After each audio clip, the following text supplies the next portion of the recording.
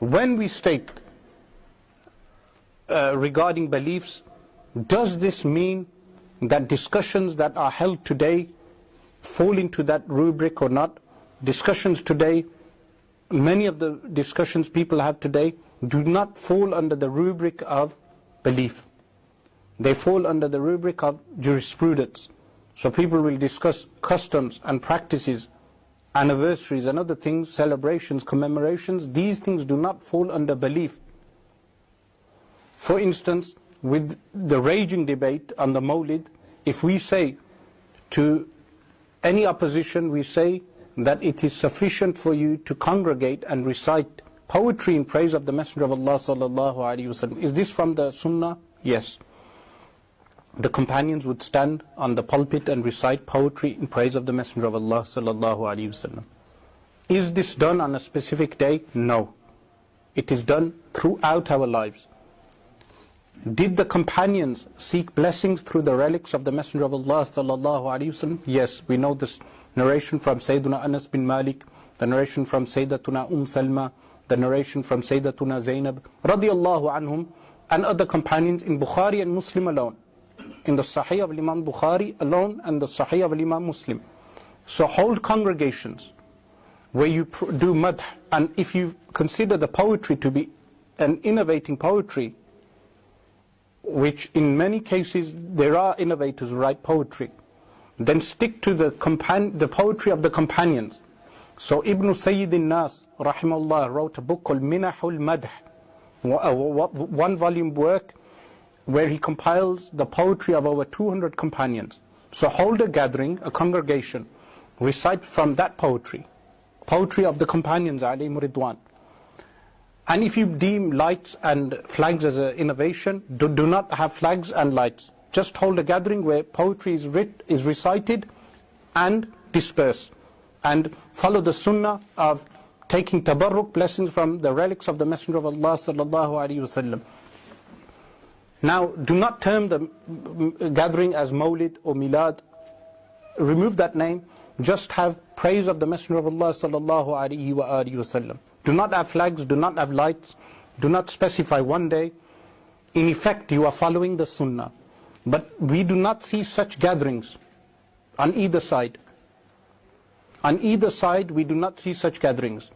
When was the last time you heard of a gathering in which people who are opposed to Mawlid gatherings congregated and recited poetry of the companions alayhim ridwan in praise of the Messenger of Allah sallallahu alaihi wasallam, and allowed people to take blessings from the hair of the Messenger of Allah sallallahu alaihi wasallam? They do not allow it. In the same way, on the opposite side, we have people who, the vast majority of them, who commit innovations. They commit innovations. This is very clear.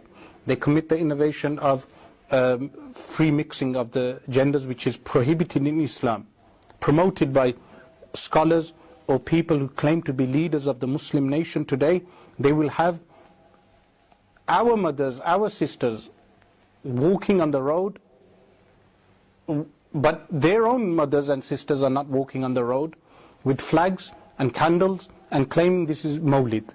In the same way, you will have people who claim to follow the sunnah of the Messenger of Allah sallallahu alaihi wasallam will have a cake and will state silly things like happy birthday regarding the Messenger of Allah sallallahu alaihi wasallam. This is the majority of the people who claim today to do Mawlid. This is why we see these disputes igniting amongst Muslims. But if people stuck to the sunnah, they stuck to the sunnah. How? By holding a congregation where poetry is recited in praise of the Messenger of Allah sallallahu alaihi wasallam, in which there are clear hadith that Sayyiduna Hassan bin Thabit and other companions alayhim ridwan sat on the pulpit and praised the Messenger of Allah sallallahu alaihi wasallam, and they take tabarruk from the relics of the Messenger of Allah sallallahu alaihi wasallam. These actions are from the sunnah, from Bukhari and Muslim alone. And they do not specify any day of the year, meaning Mawlid can be, not Mawlid, let's not even use the term, this type of gathering can be done in any time of the year. Would there be any dispute amongst Muslims regarding these issues? The answer is no. So these issues do not relate to usuluddin. This is why when someone recently approached me and mentioned a prominent figure, a prominent scholar, not a prominent layman, who said he is willing to debate me on the Mawlid, I said the Mawlid does not relate to issues of usuluddin, principles of religion. The Mawlid relates to fiqh.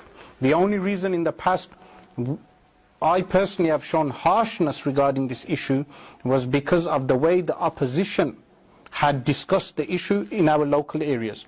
If they had remained civil, if they had remained knowledgeable, if they had used wisdom, then maybe the discussion would have been more fruitful. But in the time that we are living in, it is more important for these people to concentrate on issues relating to usuluddin, principles of religion, those issues which are of more concern to the Muslim nation. So this book, Al-Aqeedatul Tahawiyya, is written regarding those issues.